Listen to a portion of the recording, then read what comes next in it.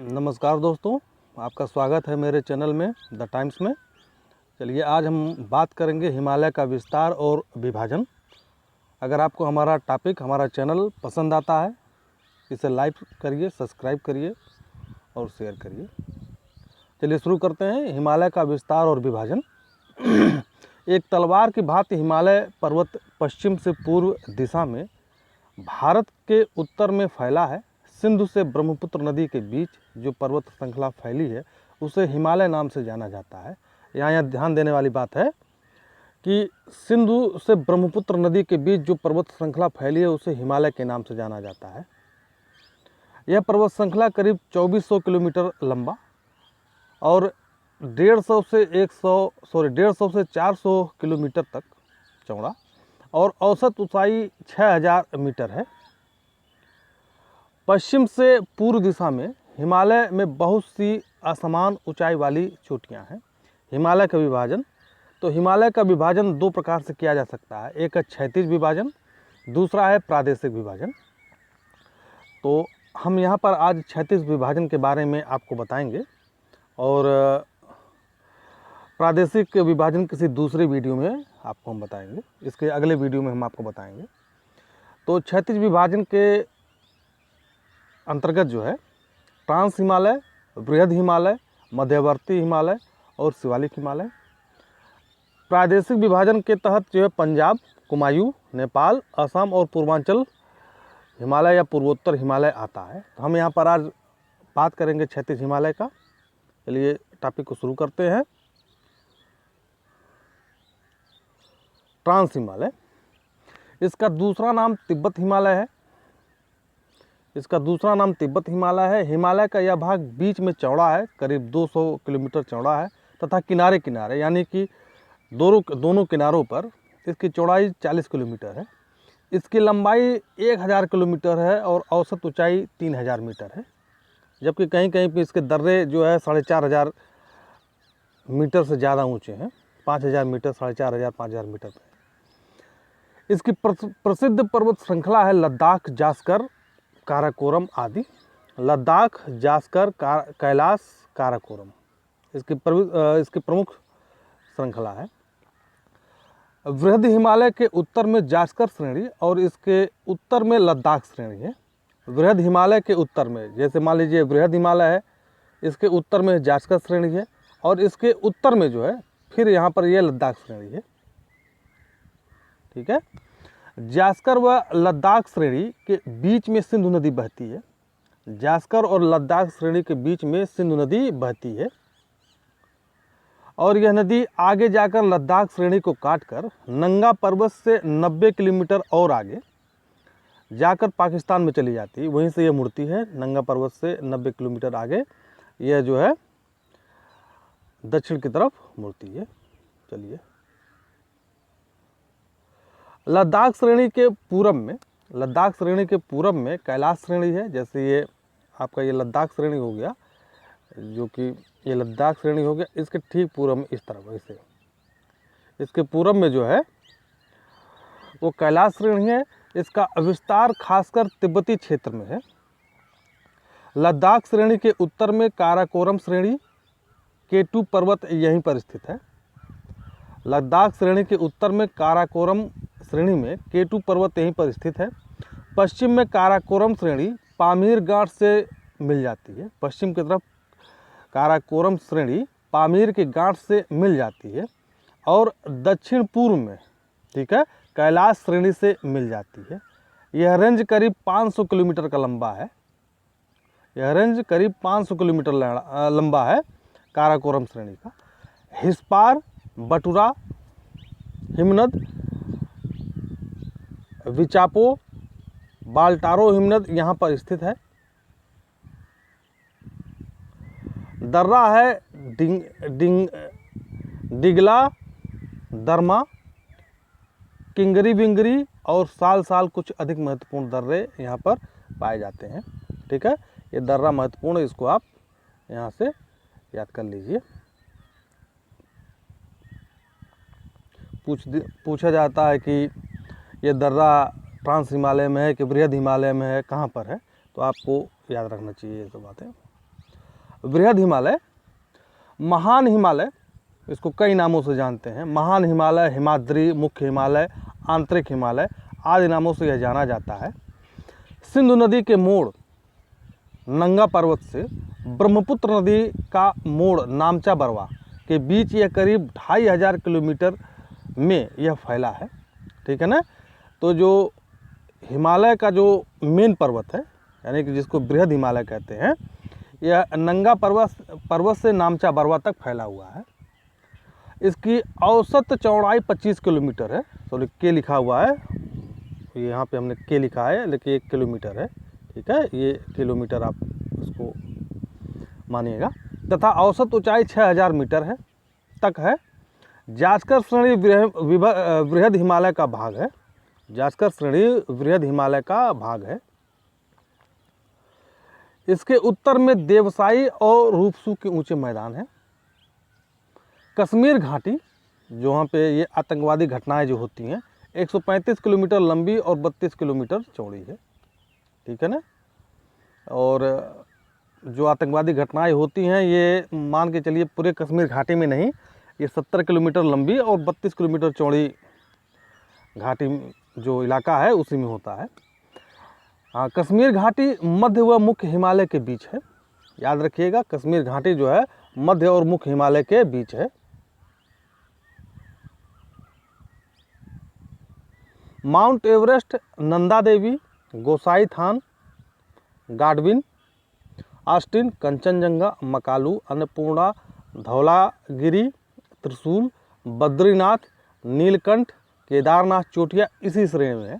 आपसे पूछा जा सकता है कि ये सब चोटियाँ कहाँ पर है, किस श्रेणी में, काराकोरम में है कि पीर पंजाल में है कि महान हिमालय में, शिवालिक हिमालय में है, इसे पूछा जा सकता है। इस पर्वत का ढाल उत्तर दिशा में साधारण है व दक्षिण दिशा में तीव्र है।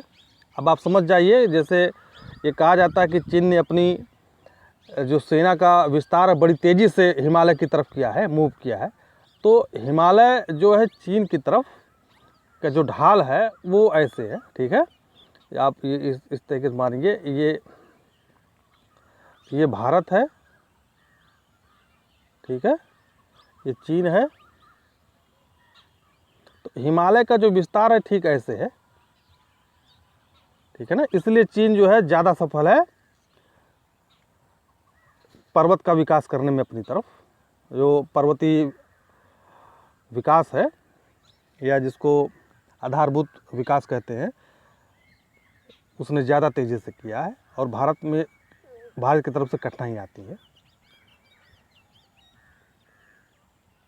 इस पर्वत का ढाल, ठीक है, इस पर्वत का ढाल उत्तर दिशा में साधारण व दक्षिण दिशा में तीव्र है। यहाँ इस भाग में चौड़ी घाटियाँ कम हैं। सतजल, सिंधु व दिहांग नदी घाटियाँ संकरी हैं। सतजल, सिंधु व दिहांग नदियों की घाटियाँ जो है संकरी हैं। गंगा यमुना की सहायक नदियाँ इसी भाग से निकलती हैं। इस भाग के प्रमुख हिमनद हैं कुमायूं, मिलाप, गंगोत्री। सिक्किम में जेमू हिमनद। इस भाग में अनेक दर्रे भी हैं, जैसे कश्मीर में बुर्जिला व जोजिला, हिमाचल में बड़ा लाचला व सिपकिला, उत्तराखंड में थागला, ये बड़ा लाचला है, ये बड़ा लाचला, कंफ्यूज मत होइएगा, थोड़ा सा छूट गया था ला लिखना बाद में। उत्तराखंड में जो है थागला, नीति और लिपू लेक। सिक्किम में नाथुला व जोजिला।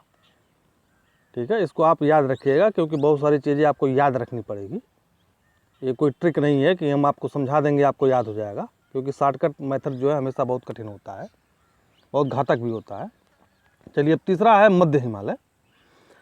इसे हिमालय या लघु हिमालय भी कहते हैं। हिमालय का यह भाग महान हिमालय के समानांतर फैली है। इसकी अधिकतम ऊंचाई 4500 मीटर व चौड़ाई और औसत ऊंचाई 1800 से 3000 मीटर तक है। ठीक है ना।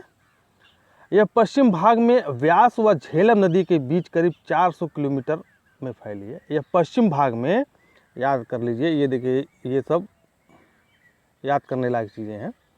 यह पश्चिम भाग में व्यास व झेलम नदी के बीच करीब 400 किलोमीटर फैली है। लघु हिमालय 5 श्रेणियों में है। लघु हिमालय 5 श्रेणियों में है, ये बहुत महत्वपूर्ण है, ठीक है ना। पीर पंजल श्रेणी जम्मू कश्मीर में है। धौलाधार पर्वत हिमाचल प्रदेश या हिमाचल प्रदेश में है। महाभारत श्रेणी नेपाल में है। नाग टिब्बा पर्वत श्रेणी नेपाल में है। मसूरी पर्वत श्रेणी उत्तराखंड में है, ठीक है ना। कभी कभी उत्तराखंड की पहाड़ियाँ कह दिया जाता है इस सबको। पीर पंजल श्रेणी में बनिहाल दर्रा व जवाहर सुरंग है। पीर पंजल श्रेणी में बनिहाल दर्रा व जवाहर सुरंग है। यहीं पर वैष्णो देवी मंदिर पर है, मंदिर भी यहीं पर है। श्रीनगर से जम्मू को जोड़ता है यही बनिहाल दर्रा। कुछ समतल मैदान लघु व बृहद हिमालय के बीच पाए जाते हैं, ठीक है। कुछ समतल मैदान लघु व बृहद हिमालय के बीच पाए जाते हैं, इन्हें खुली घाटी कहते हैं।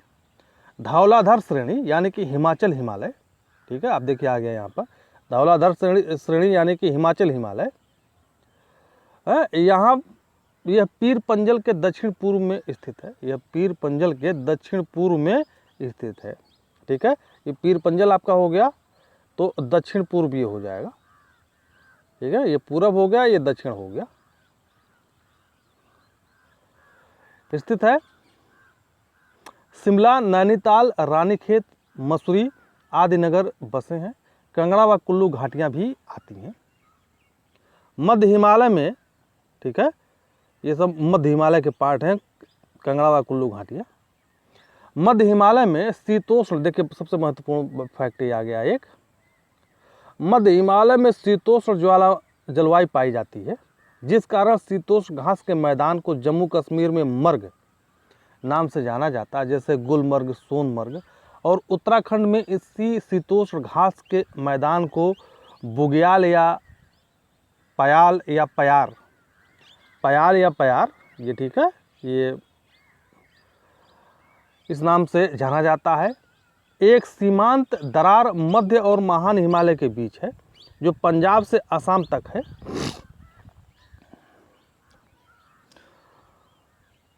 दोस्तों हमारे चैनल को आप लोग सब्सक्राइब करिए, लाइक करिए, शेयर करिए। अगर आपको हमारा टॉपिक पसंद आ रहा हो, लिखना कैसे है, ऐसे ही लिखा जाता है, क्योंकि आजकल परीक्षाएं बहुत कठिन हो गई हैं।